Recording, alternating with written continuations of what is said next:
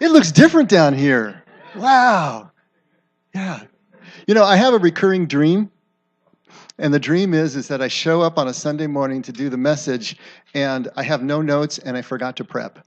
And it's just like, that that panic that sets in. So it feels a little like that this morning.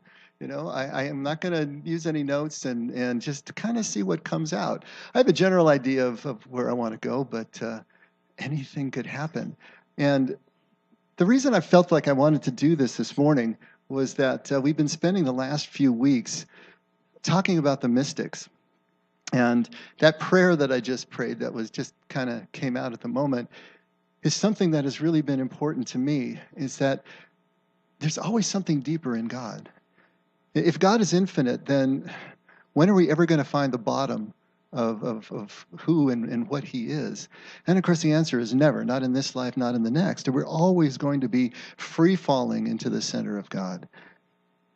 And so it's easy as we start out to grow weary in continuing to move forward and continuing to work through that cycle of unfamiliarity and disturbance that breaks us through into the new playpen, the new arena with God. And yet that's the cycle that goes on forever. And even as I get more and more comfortable with the cycle, understanding what the cycle is, when I get to that place of resistance again, it's still tempting to just want to just fall back and just be here now. And that's okay, but there's more that's calling us. And we know the call when we hear it. And so these mystics, these contemplatives, are such a model for me because they're the ones who went for it and never stopped going for it. And because of their single-minded drive to be one with their Father, what they wrote and what they did in their lives is still an inspiration for all of us. And as we've been going through this last few weeks, of course, it's also dredged up a lot of silt on the bottom of the aquarium for me, and I think for some of us out here as well. When I started my journey 25 some years ago, the first person I encountered was the Hebrew Jesus. And he just blew my mind. I mean, he just spun me around and took me to places that were so unfamiliar that I didn't even know if I was going in the right direction. It was such a jarring revelation for me to meet him speaking from his context, speaking from his language and his people, and then trying to wrap my head around that. And then the next people that I met were the contemplatives, who then spun me around again. But as I started to walk down that path with all of them, I realized they're all saying the same thing. But it was difficult to break through the language and to understand that. And plus, I didn't know what they were talking about. And plus, I didn't have a community around me that was in any way friendly with, familiar with. In fact, they were biased against, and they were working in the contrary direction to anything that I was starting to understand about my faith. Which is why, I went up to Sarah so many times and befriended those two priests there that were so foundational in my spiritual formation. They were both contemplatives. Father Fallon and Father Tang, I still remember them, a diocesan priest and a Franciscan priest. And I just loved that place, and I loved those men. And they took the time to sit with me, and they took the time to work with me. They were patient with all the things that I would bring to them constantly. But I loved that place. It became such a foundational place. In fact, I think it was our first date, Marion and my first date. Maybe it was the second date. Second date, she says second date, that she would remember, I trust her. We went up to the valley and had dinner and saw a show. And on the way back, I just had to take the long detour to Malibu to show her Sarah, our second date. Oh, wasn't a little weird. Was it weird? It was a little weird? Yeah. Nevertheless, there was a third date, so it wasn't that weird. But it was so central to me. I just thought it's got to be central to her, But it's just like these places that we visit, these places that we end up, these places that are so foundational. I'm sure you've got people and places in your past that you just remember fondly like that just brings all this back. But the other thing that came back to me as we were going through this was the resistance, was the difficulties. Because as you start reading these contemplatives, if you really read Jesus as Jesus comes across to a first century Jew, you know, it's crazy. You know, these contemplatives were crazier than Jesus. And it's, oh, Jesus was crazy. He wasn't crazy, but he sounded crazy. He sounded crazy to his own family. He sounded crazy to everyone around him. The contemplatives sound crazy. Paul said, remember Paul's line that he was content to be a fool for the sake of the gospel? Paul was crazy. You know, as a Jewish mystic, if you read Paul that way, you realize he sounds crazy too. And he was okay with it. Because it was that kind of craziness, that willingness to go into these places that breaks you through into that next airy space with God. And there's no way around it. There's no way to do this any differently, you know? And so a lot of this emotional memory was coming back up for me as I was remembering what it was like to be often in such opposition with people as I was moving out. Because as I started to listen to these writings, because most of the people that I was encountering along this way were dead, and I was reading them. Some were still alive, but I was only reading them. There's very few that I could actually visit and talk to face to face. And there was so much opposition. And as I started to take on some of their thoughts, then I sounded crazy too.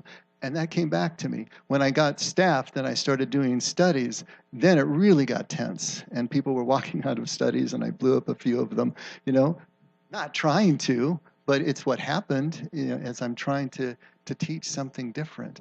I had formal complaints and all these things. I was told I was going to hell, you know, many times, and taking everyone with me that would listen.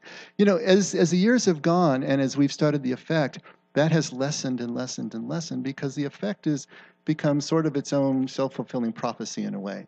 You know, if you're here, it's because something attracted you here. And if you feel differently, then you didn't even make it past the door, right? You were repelled at a certain point. And so there's less and less. But it was interesting to me that as we started this study on the mystics, just that word was raising the hair on the back of a lot of people's necks. And not just here, but also online. And so I was trying to go through the process of demystifying the mystics, you know, trying to put them into a place where we understand that there's nothing weird or occult about what they're doing, if what they're doing is in the name of Christ. If what they're doing is along this path of understanding that we want to know our God. And so that's where we've been moving. And so all of this last few weeks has really been kind of maybe a wake-up call for me, that I had gotten complacent, that I had stopped pushing forward, that I was just using up the capital that I had accrued over the years. And it's time to make another push forward and to really start to take seriously the things that are being said and the things that I was trying to teach.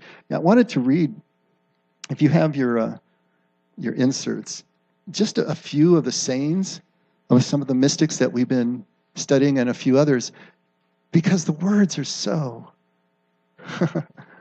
out there. Look at this first one. This is from The Cloud of Unknowing. This is an anonymous work of the 13th century or so in England. Where then you say I shall be. See, I can't even read it right. It's so weird. Where then you say shall I be? Nowhere by this tale. Exactly, you say this well.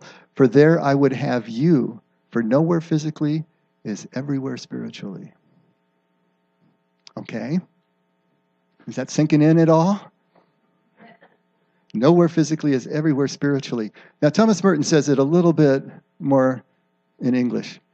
Only when we are able to let go of everything within us, all desire to see, to know, to taste, and to experience the presence of God, do we truly become able to experience that presence, the overwhelming conviction and reality that revolutionize our entire inner life. See how the two are going together? One just a little bit more oblique and opaque than the other. And then listen to what Thomas Merton says, this time about Julian of Norwich. This is the heart of her theology, not solving the contradiction, but remaining in the midst of it, in peace, knowing that it is fully solved. but that the solution is secret in God and will never be guessed until it is revealed. And now my friend Emery Tang that I was just telling you about, the Franciscan, the loveliness of flowers in my life is a constant reminder of God's marvelous creativity and never-ending thoughtfulness and care. Blossoms show me that with each ooh and ah I breathe, God the unseen is somewhere in the wings, smiling at my pleasure. Oh, I love that. Do you see where this is going? Do you see with each quote how it's amplifying the one before? John Cassian, who was a 4th century church father, prayer is an astonished gaze at God's ungraspable nature. Eddie Hillesum, she was a Dutch Jew who was killed at Auschwitz during World War II. And she wrote journals during the German occupation of the Netherlands before she was sent to the camps. She writes, sometimes the most important thing in a whole day is the rest we take between 2 deep breaths, or the turning inward in prayer for 5 short minutes. The little things, the tiniest things, the blossoms, the breath. Catherine of Siena that we just studied last Wednesday, she was a 14th century Spaniard. The soul is in God and God is in the soul, just as the fish is in the sea and the sea in the fish. Teresa of Avila, another Spanish mystic. Christ has no body now but yours. No hands, no feet on earth but yours. Yours are the eyes through which he looks compassion on this world. Yours are the feet with which he walks to do good. Yours are the hands through which he blesses all the world. Yours are the hands. Yours are the feet. Yours are the eyes. You are his body. Christ has no body now on earth but yours. Do you see how each one of these is basically saying exactly the same thing? It's all saying the same thing. What they're trying to tell us is that when we step outside of ourselves, when we let go of all of the stuff that we think is us, all the stuff that we're thinking about constantly, there is a new reality that presents itself. There's a new reality in which God, as God is, can present himself to us in a way that we couldn't see before because we had all the blinders up. We had all the shields up and the blinders down, right? Everything that we think is a shield between it. And every one of these is talking about being able to break through to the tiniest, seemingly most insignificant things that are around us all the time and seeing God in them constantly. Seeing how we connect to God, to these things, to each other, and how they connect to us. How we are one in them and they are one in us. Now listen to the way Jesus puts it at Mark 8. If anyone would come after me, let him deny himself and take up his cross and follow me. For whoever would save his life will lose it, but whoever loses his life for my sake and the gospel's will save it. For what does it profit a man to gain the whole world and forfeit his life? For what can a man give in return for his life? Now see, we've heard that one over and over again, and we think we understand what it means. It's ceased to shock us anymore. It's ceased to make us move into that disorienting place. But when you hear it from some of these others, right again, you're hit right in the side of the face. What is going on with this? They're saying the same thing. To lose your life is to step out of that egoic mind, all of that stuff that's going on. And then you find what life is really all about. As long as we hang on to it, as long as we try to save it, as long as we try to preserve our identity in the way that we think our identity goes, we are blocked from the life that is right around the corner. Gosh, how long? I can't even tell you how long ago it was. I had a big project at work. I was director of communications for a healthcare company, and so I went in super early. It was before dawn, and I was just going to try to knock out a bunch of stuff. And as I got to the building, I was sitting in my car in the dark, and pulled out my Bible, and for whatever reason, it landed on John 17. And I read John 17 as if for the very first time. Sometimes you just have to sort of be prepared for Scripture to hit you in a certain way. And the combination of whatever was going on in my life, when I read John 17 that morning in the dark, out in that car, it just, I can't even hardly describe to you. It was one of my mystical experiences where I just felt this connection. And the words were just like lit up in neon or something, and they were coming off the page at me. I can read it again and I don't have that same effect. I can appreciate what the words are saying intellectually, but that morning, something clicked. That morning, I was there. Just like that morning at nighttime at Sarah when I was running around the base of the little hill at the back of the canyon. And I could have sworn that if I turned my head just quick enough, I could have seen Jesus running along with me. There are moments like that that we have of connection, that we just know, that we know, that we know that this is real. Even when in the next moment, we'll start thinking about it again and we'll doubt, right? Gee, was that real? There's so many things we can rationalize away. But look at the way Jesus says this. I do not ask for these only, but also for those who will believe in me through their word, that they may all be one, just as you, Father, are in me and I in you, that they also may be in us, so that the world may believe that you have sent me. The glory that you have given me, I have given to them, that they may be one even as we are one. I and them, and you and me, that they may become perfectly one, so that the world may know that you sent me and loved them even as you have loved me.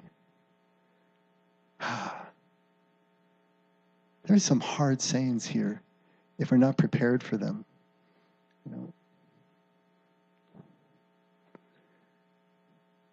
As I started to read these, I was trying to grasp them intellectually, and they defy intellectual understanding.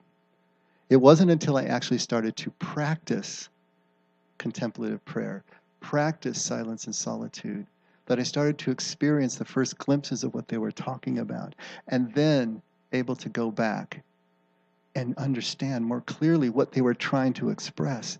I maybe wouldn't have expressed it that way. It doesn't matter. But I could start to understand what they were trying to express because now I had the first of my own experiences in terms of how to do this.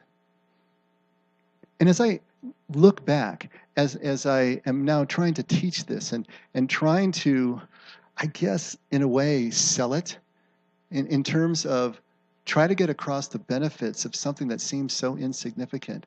To just sit in silence for half an hour. What's that going to do for my life?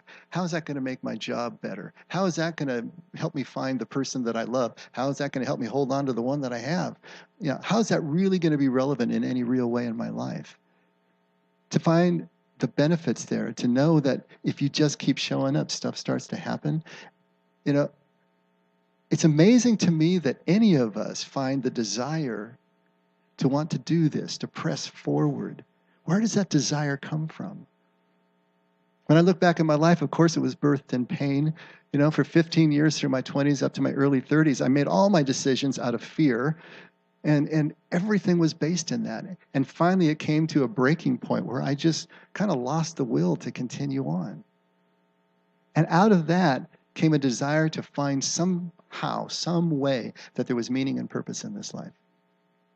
And that became a journey that has now lasted for these last 25 or so years. But where does that desire come from? And some of us have talked about this. We were over at Jim and Judy's house on Friday night and just spending some time with them. And they were talking about the longing that they had to go deeper, was the way that they put it. And Jim also told me that he likes when people get to interact. So, Jim, would you like to amplify on that? Or Judy, would you like to amplify on that? Can I put you guys on the spot? What you meant by that? Well, then Judy can talk while you digest or something like that.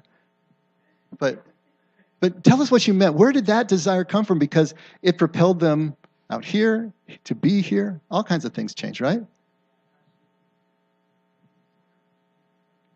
The Hugh Donahue thing?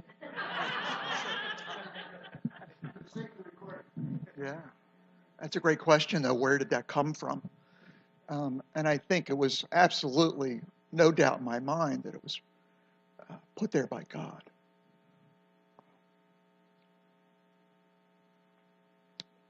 It's hard for me to not get emotional talking about it.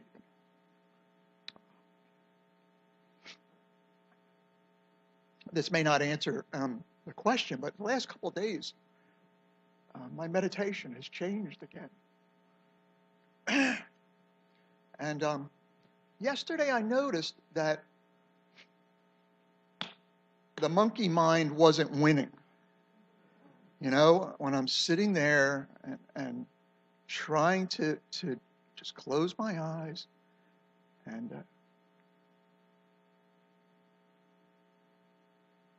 be at peace, and it's a tug of war. And I've told you, several weeks ago that I started to believe that what goes on in my monkey mind while I'm trying to meditate is the same things that distract me during the day. The little obsessions in my life, the little OCD things in my life.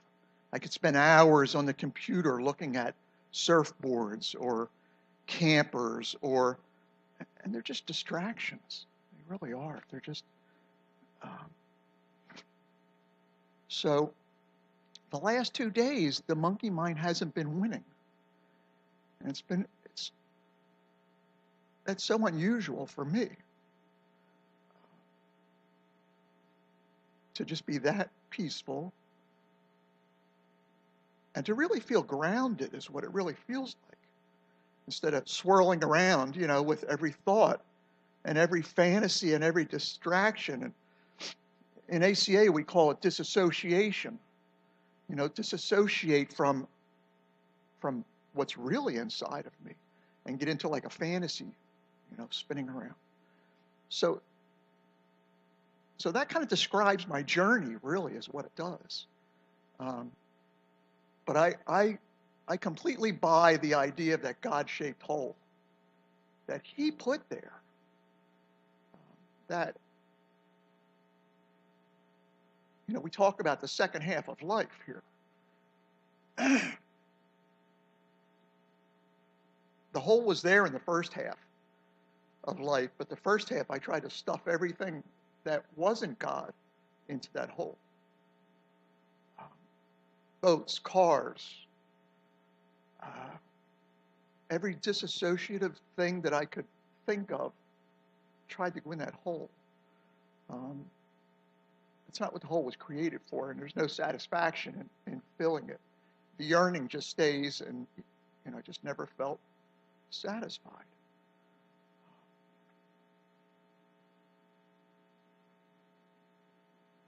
So I think that's my understanding of the contemplative journey. My journey.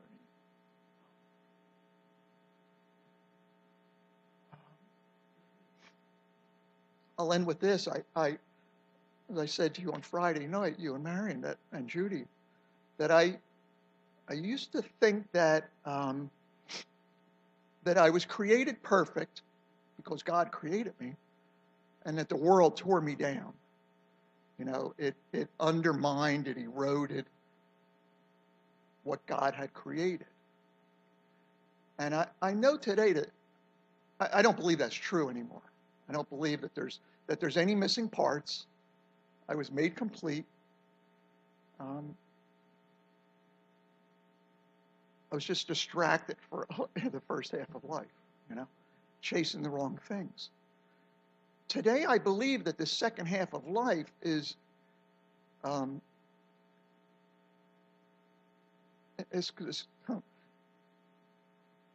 anybody walk out and leave. When I say this, sometimes it feels like a little bit of heresy. But I believe that this second half of life is to be the completion of what God created. I think he made it that way. I think this is all the plan, his plan. He's always given me everything that I've ever needed.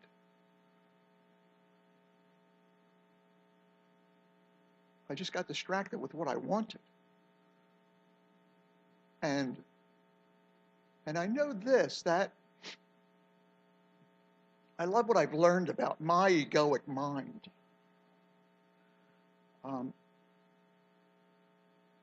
When I can stop the me, I, what I want, what I need, what I don't have enough of, what I think will fix, that will fix me. When I can put that down, I think I think that's the basis for humility for me. And I believe that humility is the path that the grace of God comes in. So that's, God created all that. I didn't just sit around and think this stuff up. I think God, he drops it, I think I took my time. All right. I think Jim needs his own church. That's what's going on here. That was great. That's great, though. Here's the thing. I don't know where the desire comes from. Obviously, we were made to connect. God made us to connect. We're one with God, whether we know it or not. And yes, the first half of life is distracting. What is it about some of us that have the desire then to break through? I mean, you're all here. There's a lot of other places you could be, but you're here. There's something that's attracting you to a message that's talking about the fact that you're going to have to be disoriented and disturbed, that you're going to have to descend before you ascend. I mean, not everybody wants to hear that kind of message. It's a small percentage that does. I can tell you, I don't know. I can't pat myself on the back for the desire that I had. For some reason, it was there. I'm a little bit OCD anyway, CDO, right, in alphabetical order, the way it should be. So I didn't even think about it. It was just that this was the next thing to do, and I needed to do it. It was like air to me, but I don't know exactly why. Look at the state of your desire. You're here. What are you doing? What is it that Jesus prescribes for us to do with this desire? If we've got the desire, if we want to be connected in a deeper way, what is it that we do? When the rich young man goes to Jesus, what do I need to do to obtain eternal life? And he says, well, you keep the commandments. Well, I've done that. And Jesus knows that he has. He can see that. Well, then sell everything you have and follow me. Okay, that's a step too far. And he goes away sad because he's not ready to do that. If you really think about what Jesus did and how he brought people through, he had 4 stages. The first stage was healing. All right? If you want to preach the gospel to a starving person, what do? Feed them first, right? Because if they're starving, then they can't think about anything else. That's where they're at. Jesus understood that. It's not that people are going to be perfectly healed. That's going to take a lifetime of work. That the healing process goes on. But there is a point that you reach a certain equilibrium, a certain amount of stability, emotional sobriety, if you will, that allows you to have a foundation enough that you can build on. Before then, there's nothing to build on. And so there has to be a healing enough to get to that point. And that's what Jesus did. He healed the sick. He restored sight to the blind and hearing to the deaf. And the captives got to go free, and the lame were walking. And we focus on the physical aspects of those healings, but remember, layered on top of that is the metaphorical aspects of each one of those healings. To give sight to the blind is to give people an ability to see, to break down their resistance so that they can see something different, they can hear something different. They lose the paralysis of fear so they can actually walk through the door that's being presented to them. The captives are being freed. There's healing there, and that's a first step that continues then on through. What's the next thing that Jesus did? He taught the people. He was teaching them. He was teaching them in large groups. He was trying to get a new paradigm, a shift in their worldview that would allow them to see that they didn't need the intermediary of the Pharisees and of the temple priests, that they could go directly to their God, that the law wasn't meant just to follow this code for what it's worth, but to fulfill an intent. It's a whole different aspect. And so he's trying to get them to understand things in a different way. But that's not the be-all and end-all either. Because the next step was actual mentoring, was actual discipleship. And those that he saw were ready, he chose and he said, follow me. What was it about Peter and Andrew, drying their nets on the shore of the Sea of Galilee that made Jesus say, follow me? Was it something in their eyes? Was it their body language? Was it something that he could discern from them that said, these two are ready? These two are at a point at which they are willing to take the next step from passive learning to active mentorship, discipleship. Talmidim, followers. And he called them. What made him look at Levi, the tax collector, as he's passing by his toll booth? Why did he think that Levi was ready? But he saw that and he asked him, follow me. Yes. Others he called and they didn't follow. But mentorship, connecting one-on-one in the small group and actually living the life day by day, breath by breath. And then finally, what did he do? He sent them out 2 by 2 in service so that they could complete the circuit and start spreading the word when they were ready. Healing, teaching, mentoring, sending. And what's the response of all of us? Well, we're supposed to be healing, right? We're supposed to be learning. We're supposed to be submitting and then serving. That's our response to those 4. And so Jesus is bringing his people along, the ones that are willing to go, and then the people are responding with that or not. And it's the same thing here. Here at the Effect, this is what we're trying to do. We're trying to provide the healing, the life skills, the things that people need in order to be able to have that equilibrium, to do the teaching, and then to provide the one-on-one spiritual direction and mentoring and counseling and whatever else is needed if they're ready to move there. And then finally, to turn around and start giving it back. I don't know where the desire comes from, but Jesus tells us absolutely where to plug it in and where to go with it. And it's up to us. Are we willing to graduate? Are we willing to graduate from victimhood? Are we willing to graduate from self-pity? Are we willing to graduate from the chaos of an unmanageable life into something that starts to look like order, something that has harmony and starts to make sense? And then are we willing to graduate from that passive position into an active following and submission to a way of living life, an actual way of living life? To have the discipline to do that day by day, to keep showing up no matter how we're feeling about it. And then to see in all the tiny little areas the opportunities for service. See, this is what it looks like to live the contemplative life. It's so much more than what we typically think of a contemplative or a mystic, completely divorced from physical life, out someplace in the pious ethereal, air, somewhere floating, levitating above. Nothing could be further from the truth. A true contemplative is intimately connected with the daily details of living life, intimately connected in relationship with the people around him or her. And this is what Jesus is trying to tell us. This is what the Jews are trying to tell us. To be spiritual, to be connected with God, is to be immersed in life. And you can't have one without the other. The contemplative understands that you can't practice your spirituality apart from your physicality. John tells us in 1 John 4, you can't say you love God and not love your brother.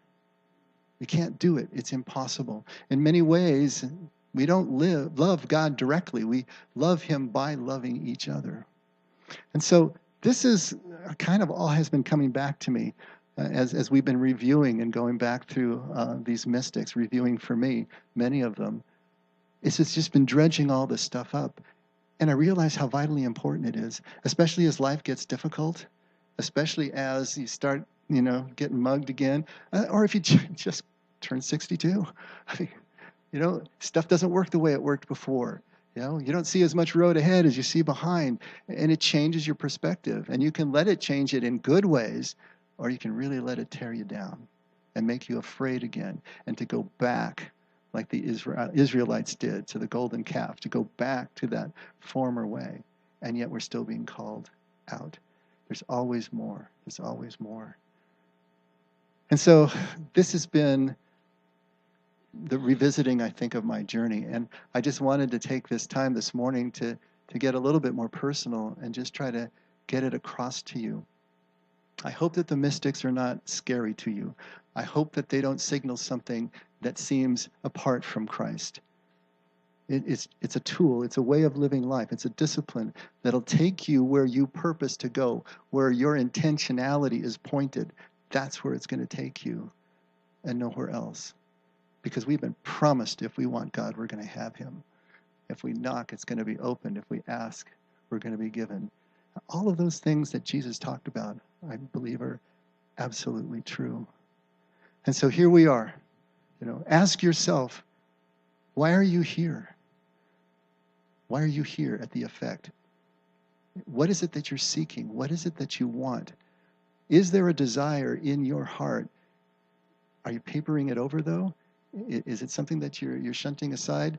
Is it something that you're actively answering? And what's the next step that you can take in terms of where you are in your life to move along those stages and have the most abundant life that Jesus is trying to give us?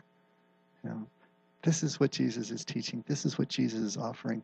And this is what we're trying to model and offer ourselves, as imperfect as we are, as unfinished, stone not yet smooth. You know, you can still feel the progression if you just allow yourself to go there. You know, so I think we should just pray at this point. Oh, Father, just thank you for the way. Thank you for the process. Thank you for the concrete nature of what you've given us to do. Thank you for not playing hide and seek with your will, that everything is laid out for us, that we can see it so clearly, and yet who you are is still hidden from us. Personally, Father, thank you for taking me from the certainty of thinking I knew who you were to just knowing how you are, how you function, the love with which you operate. Help us all to have the experience of how you are, to more and more let go of what we think you are, who we think you are, that we can't know, and focus on what we do know, so that can propel us forward. And we can feel the certainty, the blessed assurance of your presence at every step. I pray this for me and for every single one of us, that our desire would have the fuel to move us forward into the next unfamiliar place, knowing that you have preceded us there, and that all will be well, and all will be well. All manner of thing will be well. You are a beautiful God. Help us to know that every single day. And thank you for loving us, Father, because we can only love because you loved us first. In Jesus' name we pray. Amen. Let's all stand.